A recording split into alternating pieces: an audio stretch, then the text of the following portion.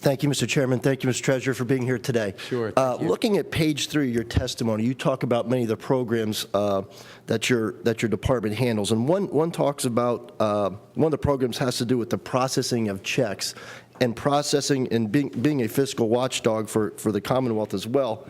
But you've actually prevented over 1 year, $58 million, but over the course of 5 years, $450 million in erroneous payments. I mean, how do we get to that point that you're stopping erroneous payments when you're writing a check? I mean, is there something wrong with our vendor system here at the Commonwealth? Are we doing something wrong? I mean, it just appears with all the waste, fraud, and abuse that we hear that this is a perfect example of an area that we need to change, and we'd be willing to work with you and help you. I really appreciate the question, Representative Peifer. So understand, first of all, you're talking about a lot of money. More than $70 billion in transactions, paid out over 30,600,000 invoices. Imagine processing 30,600,000 bills, right? I would guess most of the people in this room have found somebody in their life to pay the bills for them, in a loved one or something. My wife. Yeah, right. Exactly. 30 million transactions is a lot. 30,600,000 for $70 billion. So first, I would say 58 million is actually relatively low to the number that we usually find. Second, I really want to praise, again, the career people, many Republican as well as Democrat brought in by previous treasurers who work in the processing system, the tab system, the fiscal review system. They often volunteer to work overtime to pay bills when they know there's an emergency. So we're constantly balancing the fiscal watchdog role of just making sure nobody's getting money they shouldn't get paid with the banker's role of just trying to provide a true financial service of getting the money flowing. 94% of the time, if somebody gets us an invoice within 5 days of the requested date that it should be paid, we do all our due diligence, all our fiscal review in time to get that bill paid. 94% of the time, there's no problem at all. The other 6% of the time, we request further information.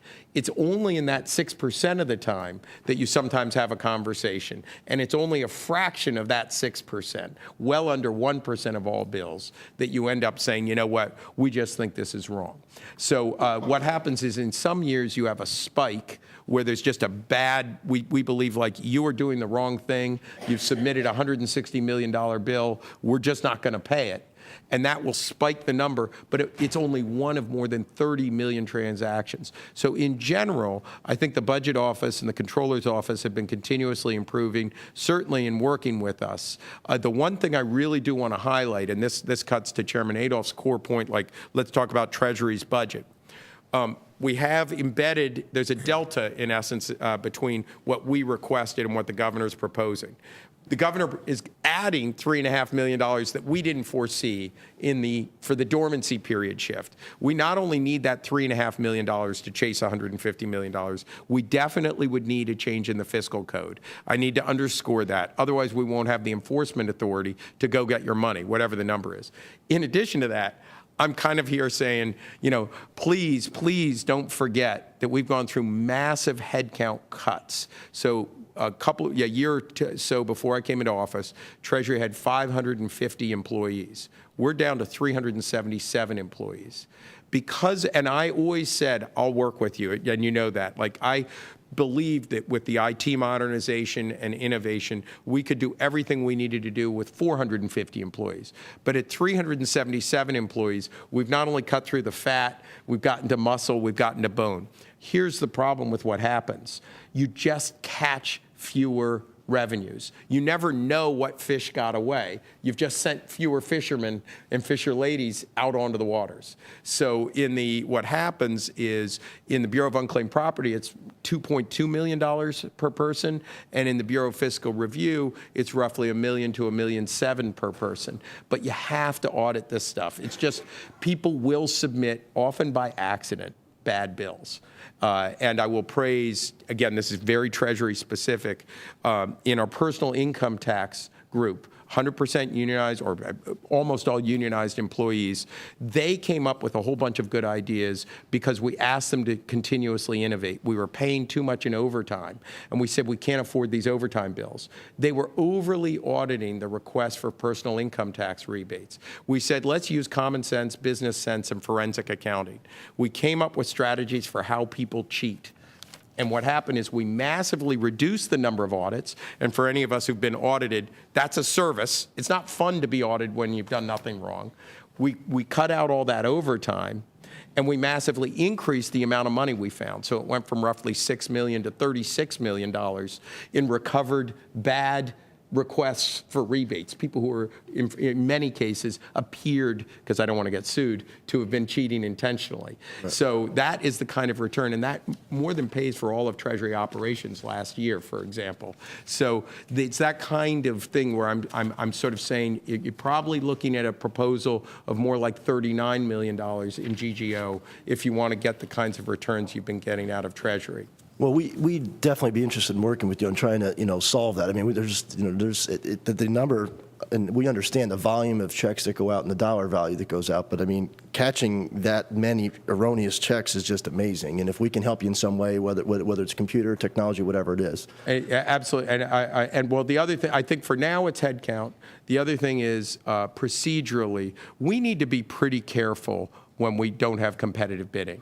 So there was a Nick USA episode that erupted a while ago that had to do with website modernization. Everything from, and they're a pretty good company from what I've heard, but, everything from going online to reserving a campsite at a state park to updating your licenses and registrations. And they said, this is a cost-free proposal. They're good at it. They've done it in other states. People just log on and pay for it. The next thing we noticed, there were $3 to $5.1 million worth of bills coming into Treasury. And we're like, wait a minute, I thought this was cost-free. I thought it was being paid for by the user, not that there wasn't no money out of the general fund. And we have a lot of great career employees like Deputy Treasurer Keith Welks, who kind of said, this doesn't look right. Let's just look at this. At most, $100,000 was really owed to this company. So we just stopped it. And I think pretty often when you have a no-compete situation, you need to be more intense about skeptically reviewing any follow-on. And of course, they were saying, oh, it's totally different. It was all for consulting. Well, the fact is the the Attorney General's office had never audited a contract of that sort. And you almost certainly would have wanted a competitive bidding process if you were going to spend that kind of money for this sort of approach. Mr. Chairman, one quick question. We've talked about recurring revenues and one-time revenues here for the last 2 days, and it seems to be just like a drum that's starting to get beat here. But if I'm running a business and I'm coming out of a recession and I've got unclaimed property and I let that revenue source sit there for 5 years, right? Wouldn't I try to take advantage? And I've got bills to pay. I've got pension obligations, I've got health care, I've got all these additional costs. We want to fund our schools, both sides of the aisle. We have all these funding needs.